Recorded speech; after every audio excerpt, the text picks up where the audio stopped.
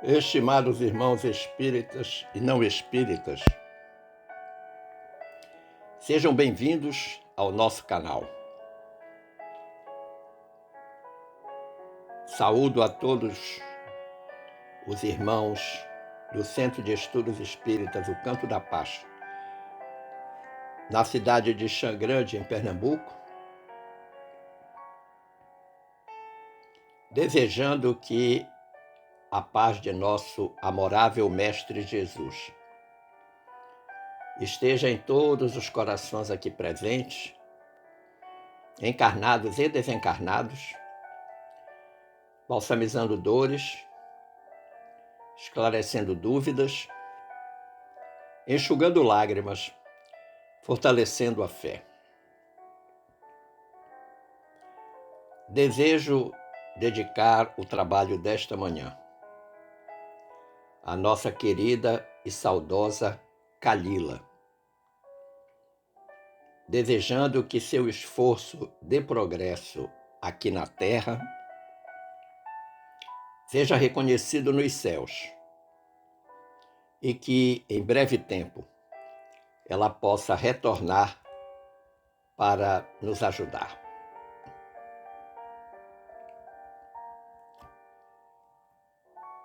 Foi-nos solicitado pela direção da casa conversarmos um pouco sobre o tema o mal e o remédio. O mal e o remédio é objeto da instrução do Espírito Santo Agostinho, no capítulo 5 de nosso Evangelho segundo o Espiritismo, cuja temática central é Bem-aventurados os aflitos. Quando estudamos as obras da codificação, especialmente a terceira obra, que é o Evangelho segundo o Espiritismo, sempre descobrimos algumas curiosidades na organização da obra que revelam a inteligência e superioridade dos espíritos colaboradores, como também a argúcia do codificador Allan Kardec na organização das ideias.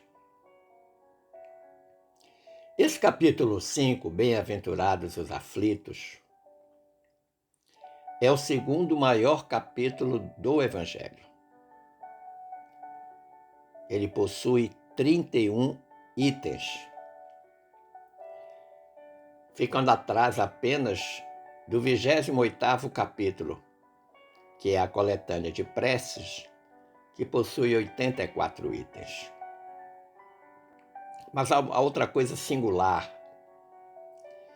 é que esse capítulo, Bem-aventurados os aflitos, possui o maior número de instruções dos Espíritos de todos os capítulos do Evangelho.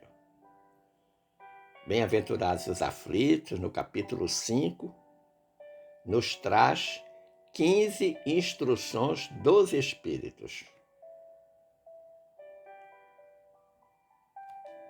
Uma outra curiosidade é que dos 28 capítulos do Evangelho, 22 contêm as referidas instruções. Existem capítulos, inclusive capítulos muito curtos, que não trazem as instruções dos Espíritos. O autor da instrução, que é Santo Agostinho, doutor da Igreja, utilizou a estratégia da maêutica socrática na organização do seu texto nesta instrução. E você pode perguntar, o que é maêutica socrática? A maêutica socrática, evidentemente, foi desenvolvida pelo filósofo grego Sócrates, considerado o precursor das ideias do espiritismo na humanidade. E esta maêutica, normalmente ela é descrita como a arte de conduzir alguém a produzir o próprio conhecimento por meio de perguntas, sem que o próprio Sócrates acrescentasse absolutamente nada a este conhecimento que os seus discípulos iam produzindo. Sócrates costumava passear com seus discípulos por Atenas, discutindo ideias, ele sempre formulando perguntas, questões, obrigando os seus discípulos a pensarem. A gente pode até pensar que era uma coisa muito complexa. Mas quando Sócrates precisou explicar a sua arte a Teeteto, um dos seus seguidores, discípulos, ele comparou-se, Sócrates, às parteiras. Porque a palavra maiêutica pode ser traduzida como obstetrícia, ou seja, a arte de realizar partos. Mas isso não basta para definir a maiêutica socrática. Mas essa ideia do parto vem exatamente porque a mãe de Sócrates era uma parteira. E assim como sua mãe, Sócrates, dizia realizar partos, mas não partos de bebês, e sim partos de ideias. Sócrates acreditava que ele mesmo não detinha o conhecimento filosófico, mas teria uma habilidade de retirar esse conhecimento das outras pessoas, exatamente utilizando a técnica da maiêutica. Bom, satisfeita esta curiosidade em torno da estratégia literária usada por Santo Agostinho, vamos então analisar as perguntas de Santo Agostinho, já que ele utilizou a técnica da maiêutica. No texto, Santo Agostinho faz 9 perguntas, exatamente utilizando a estratégia maiêutica, e que nos obrigam a produzir o conhecimento pelas respostas que todos nós oferecemos. A primeira pergunta, no texto agostiniano, diz: será a Terra um lugar de gozo, um paraíso de delícias? Já não ressoa mais aos vossos ouvidos a voz do profeta? 2 perguntas de uma vez só. O que nós pensamos sobre isso? O que você pensa sobre isso? A Terra é de fato um lugar de gozo, um paraíso de delícia? Nós estamos numa colônia de férias? Porque quando nós respondemos esta questão, nós somos obrigados a pensar, por exemplo, por que o espírito precisa reencarnar? Por que a Terra é uma escola? A Terra é uma escola porque todos os dias tem lições e tem provas. Então, à medida que Santo Agostinho vai realizando as perguntas, ele nos obriga justamente a produzir o conhecimento indo atrás das respostas. E ele faz uma pergunta em cima de outra pergunta, de outra pergunta. Ele sempre consegue ir derivando da pergunta inicial outras perguntas para provocar esta composição do conhecimento. Uma outra pergunta de Santo Agostinho é: não proclamou ele, Jesus, que haveria prantos e ranger de dentes para os que nascessem nesse vale de dores?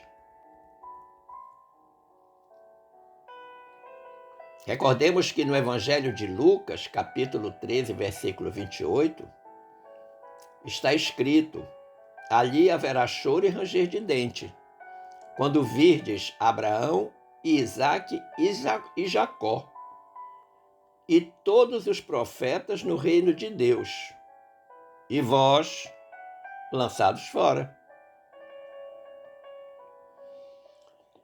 A curiosidade é, o que significa lançados fora? Que nós estaremos apartados das venturas celestes. Que os profetas estão lá. E os que ficarem apartados chorarão e rangerão os dentes. Mas Agostinho pergunta ainda: ó homens, dar-se-á, não reconheçais o poder do vosso Senhor, senão quando ele vos haja curado as chagas do corpo e coroado de beatitude e ventura os vossos dias. Aí nós podemos nos lembrar aqui, por exemplo, de Noé.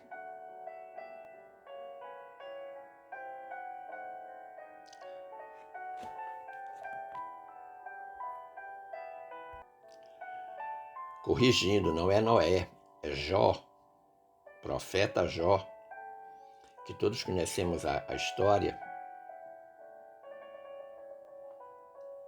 Agostinho pergunta: dar-se-á não reconheçais o seu amor, o amor de Deus, senão quando vos tenha adornado o corpo de todas as glórias, ele haja restituído o brilho e a brancura?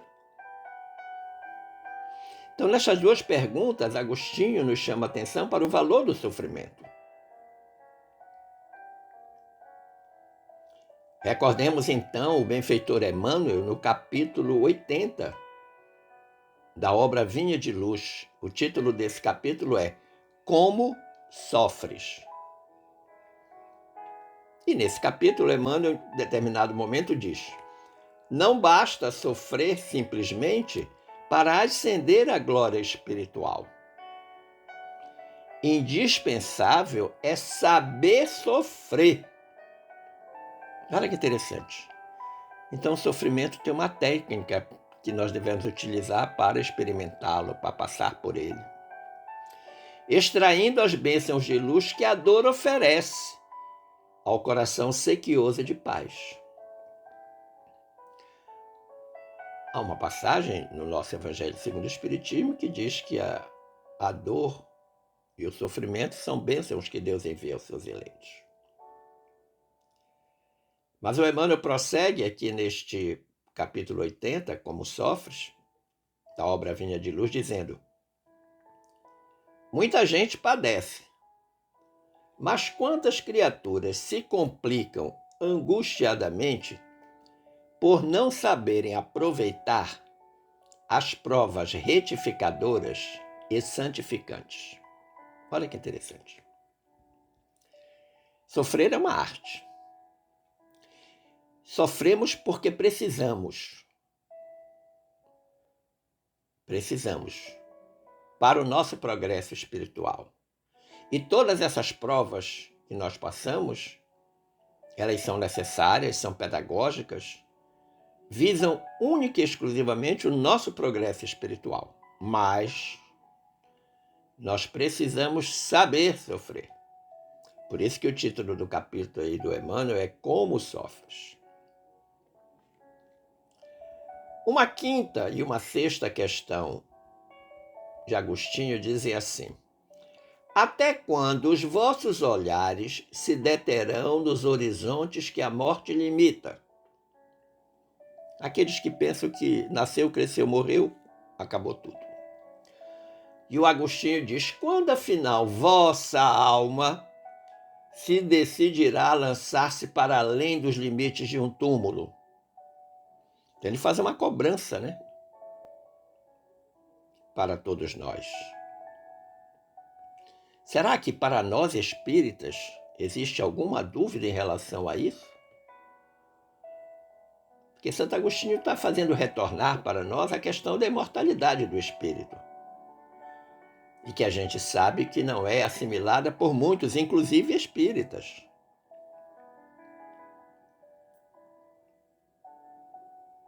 A morte nada mais é do que a libertação dos cuidados terrenos. Tal como a gente aprende ou aprendeu no item 20 da questão 291 de O Livro dos Médiuns, que fala exatamente isto. A morte nada mais é do que a libertação dos cuidados terrenos. Nós passamos para uma outra fase.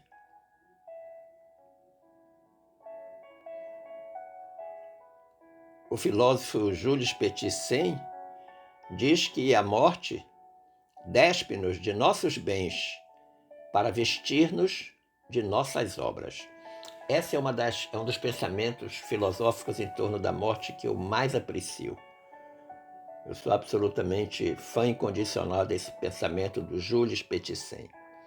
A morte despe-nos de nossos bens, ou seja, vamos ter que deixar tudo que é material. Vamos deixar os nossos amores, os nossos afetos. Mas aí ele diz, mas veste-nos de nossas obras. Ou seja, para que esse espírito continue na sua luta de progresso espiritual, para que ele tenha essa próxima etapa da vida do espírito mais tranquila, ele vai se vestir das obras que ele praticou enquanto estava encarnado. É isso que vai fazer a grande diferença. O benfeitor Emmanuel, agora na questão 147 da obra O Consolador, afirma que desencarnar é como mudar de plano, como alguém que se transferisse de uma cidade para outra, aí no mundo, sem que o fato lhe altere as enfermidades ou as virtudes, com a simples modificação dos aspectos exteriores. Então, esta afirmação do Emmanuel, isso é algo que, em torno da morte, da desencarnação, é para a gente pensar, e pensar bastante. Ele faz uma comparação, uma analogia, dizendo que quando a gente morre, quando a gente desencarna, a gente muda de plano, que é mais ou menos como se a gente mudasse de uma cidade para outra. Mas ele diz que aquilo que está conosco, que são as nossas obras, boas ou más, que ele aqui chama de enfermidades ou virtudes, elas seguem conosco. E elas não são alteradas pelo fato de nós mudarmos de dimensão, de nós mudarmos de cidade, como ele diz aqui. Se você mora numa cidade A e se muda para a cidade B, tudo que está em você, pessoa humana, vai com você. As suas enfermidades e as suas virtudes. As coisas boas e as coisas más. A mesma coisa acontece quando desencarna. É o que o Jules Petissin chama de obras. Vai subir com a gente. Uma sétima pergunta de Agostinho, ele diz assim: houvesses de chorar e sofrer a vida inteira, que seria isso? A par da eterna glória reservada ao que tenha sofrido a prova com fé, amor e resignação. Ele está perguntando para a gente como é que a gente passa pelas experiências difíceis, pelas provas, pelos desafios. Como é que a gente faz isso? Ele aqui dá uma receita. Sofrer a prova com fé, amor e resignação. Volta lá ao capítulo Como Sofres, do Emmanuel, na obra Vinha de Luz. Vamos entender que o espírita, com o conhecimento da imortalidade da alma, sabedor da lei de causa e efeito, conhecedor da infinita misericórdia de Deus, é alguém que deve demonstrar coragem frente aos embates da vida, exemplificando serenidade e confiança mesmo nas horas de adversidade, mesmo diante dos problemas.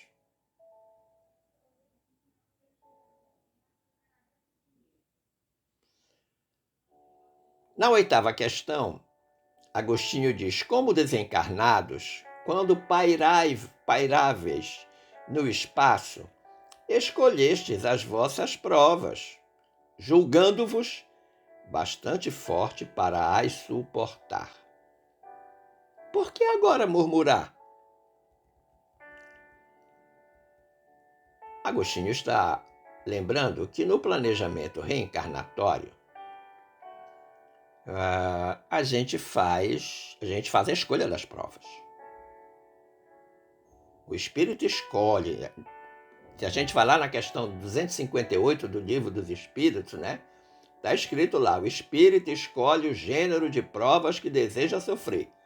Nisto consiste o seu livre-arbítrio. Ele escolhe o gênero de provas. Mas aí na questão 259, imediatamente após, está escrito uma resposta dos espíritos.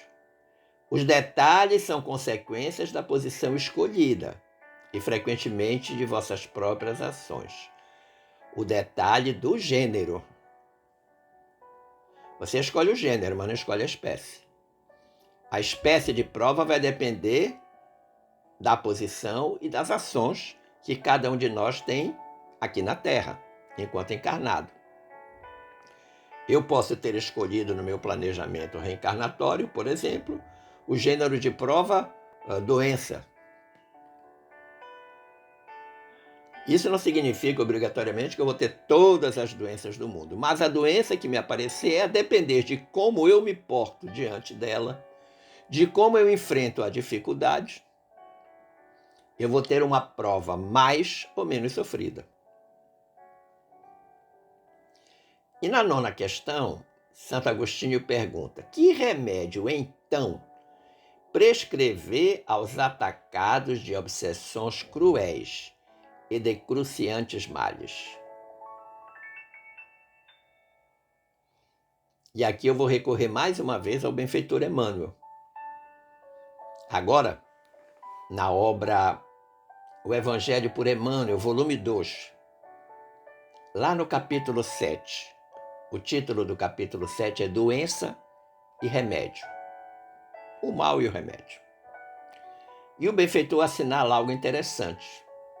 Ele diz: usa, pois, cada hora, a compaixão sem termos e o perdão sem limites. Porque o próprio Jesus, perante os nossos males, exclamou complacente: em verdade, eu não vim para curar os sãos. Como todos nós somos pessoas de alma adoecida, espíritos invigilantes que regressaram à carne para dar lustro ao espírito e que por conta disso precisa depurar-se das imperfeições acumuladas ao longo de milhares de reencarnações, evidentemente que na condição de doente, ainda assim, eu preciso usar de compaixão infinita para comigo e para com os outros. E o perdão sem limites. Porque se tem algo que todos nós, independentemente da raça, da situação econômica, social, do letramento, todos nós precisamos perdoar. Sempre haverá alguém que precisa do nosso perdão. E nós também precisamos pedir perdão. Porque nós somos devedores. Mas aqui nesta parte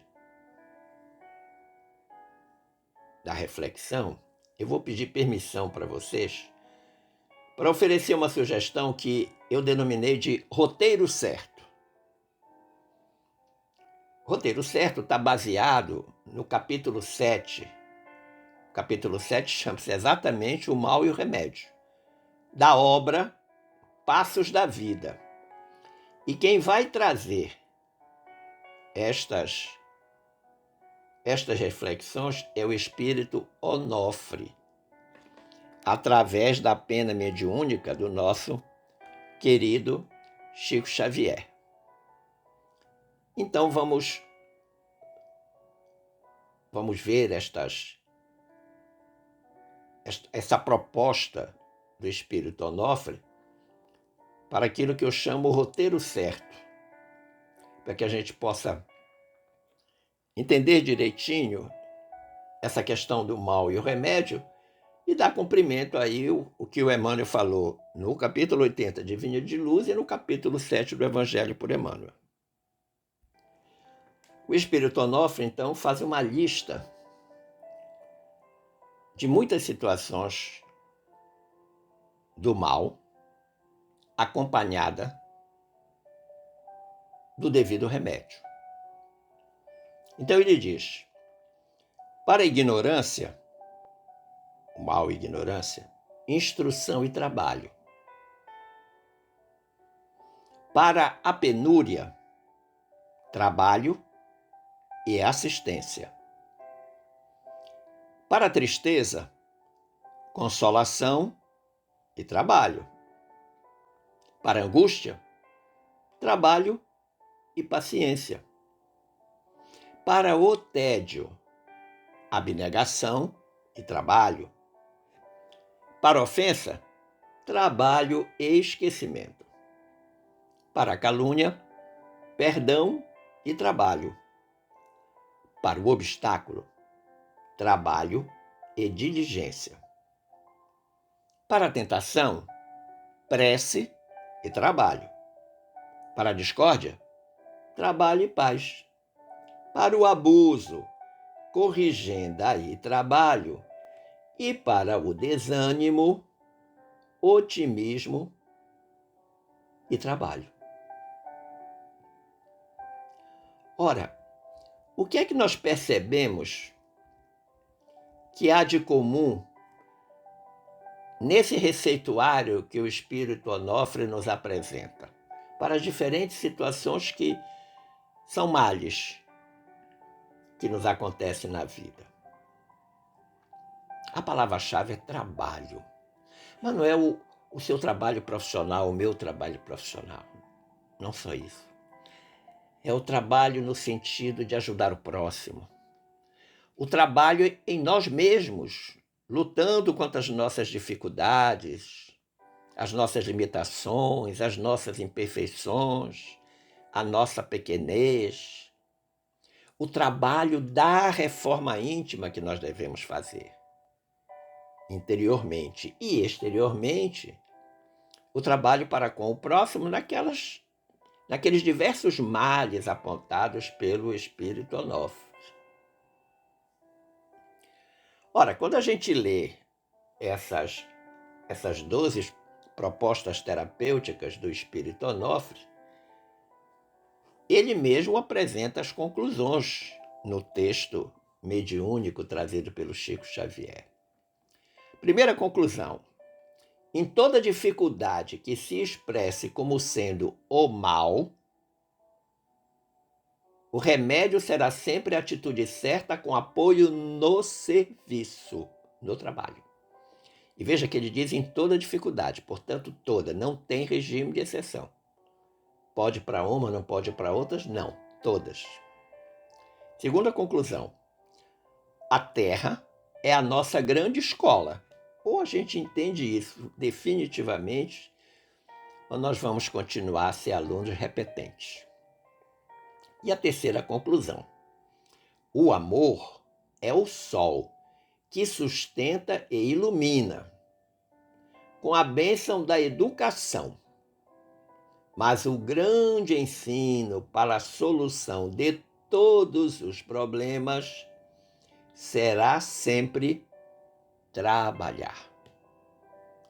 E aí eu vou colocar trabalhar com letras bem grandes, negritada, sublinhada, tarjada, evidenciada da melhor forma possível para que a gente entenda que é o trabalho que nos ajuda no combate de todos esses males.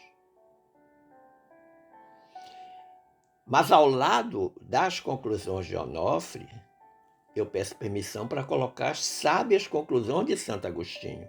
Sim, porque lá no texto dele, no Evangelho, no nosso Evangelho, na instrução O Mal e o Remédio, ele diz: o Senhor apôs o seu selo em todos os que nele creem. Então a condição é essa, né? Colocou lá o selo, mas nos que creem. O Cristo vos disse que com a fé se transportam montanhas.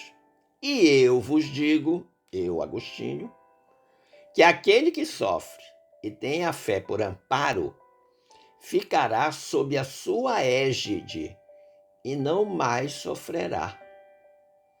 Como sofres lá do capítulo 80 do Emmanuel, na Vinha de Luz, né?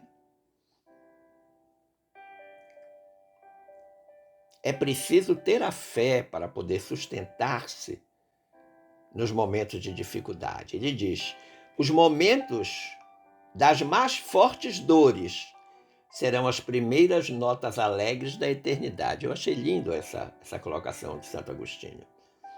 Os momentos das mais fortes dores lhes serão as primeiras notas alegres da humanidade. Aquela passagem que a gente vai ter que concluir, né, depois que desencarna, e da forma que nós suportamos e vivenciamos as dores e as provas enquanto estarmos encarnados, nós poderemos então ouvir estas notas alegres da eternidade. E Santo Agostinho diz: sua alma se desprenderá de tal maneira do corpo que, enquanto ele se estorcer em convulsões, ela, a alma, planará nas regiões celestes, entoando com os anjos, melhor dizendo, hinos de reconhecimento e de glória ao Senhor.